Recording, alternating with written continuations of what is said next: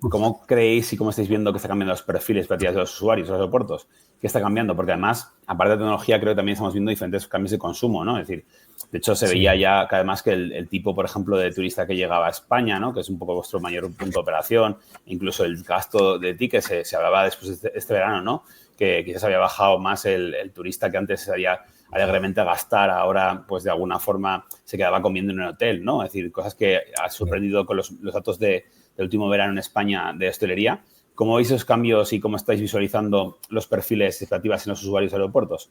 ¿Cómo los entendéis y qué estáis viviendo? ¿Qué nos podrías compartir de estos últimos 4 años, que yo creo que son 4 años de catarsis? Quizás a lo mejor tú entraste post-pandémico, ¿no? La pandemia nos cambió, pero yo creo que esos 4 años ha sido con un poco la consolidación, incluso la integración de la tecnología, ¿no? ¿Cómo está el mundo desde vuestra perspectiva?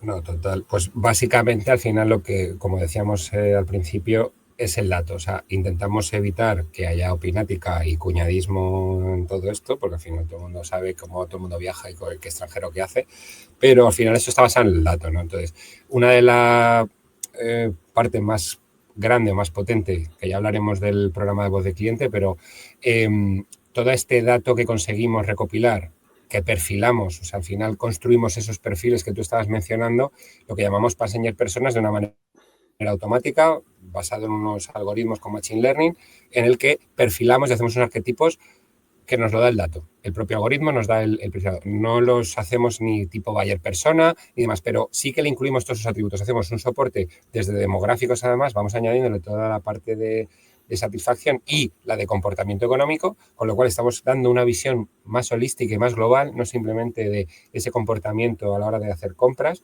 en el que queremos maximizar ese conocimiento, como decía, que era una de nuestras responsabilidades, y en base a esto empezamos a tener perfilados diferentes en los que, bueno, mediante inteligencia artificial también, le damos unos nombres y luego un pequeño resumen, ¿no? A raíz de ese comportamiento. ¿Y qué cambios estáis viendo con todo ese motor que ya está arrancando? ¿Qué estáis viendo de evolución del usuario en los últimos tiempos? Bueno, pues evidentemente han cambiado mucho las dinámicas. No es algo nuevo que le cuente a nadie, pero vamos, el tipo de business, el tipo de gasto, el qué gente hace en qué consumos o no, esa parte que, como decías, de llegar al aeropuerto, la gente ya también, al ser más digital, gasta en concreto. No es que haya bajado el gasto, pero sí son cosas muy puntuales a las que la gente ya viene muy directo, ¿no? Entonces, se ve claramente ese comportamiento de esa línea digital, pero luego efectivamente tienes otra que luego, pues bueno, tenemos mucho tema de mayores, que es una cosa, sobre todo en la accesibilidad también, es una cosa en la que queremos meter mucho foco porque tenemos que meterle mucha importancia, ¿no? Es muy relevante el tipo de segmento ahora mismo de cliente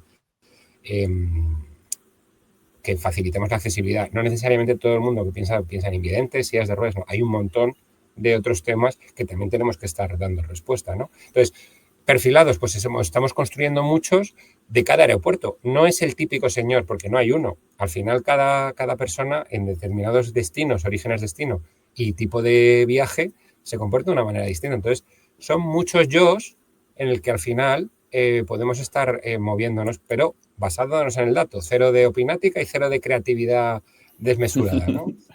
Y para llegar a esa gestión del dato, ¿qué sistemas de voz del cliente habéis implementado? ¿Qué herramientas utilizáis? ¿Y qué aprendizajes y cómo estáis un poco, qué aprendizajes habéis obtenido sobre todo de esa centralización y esa cultura del dato que tenéis actualmente tan madura, ¿no? En la parte del cliente.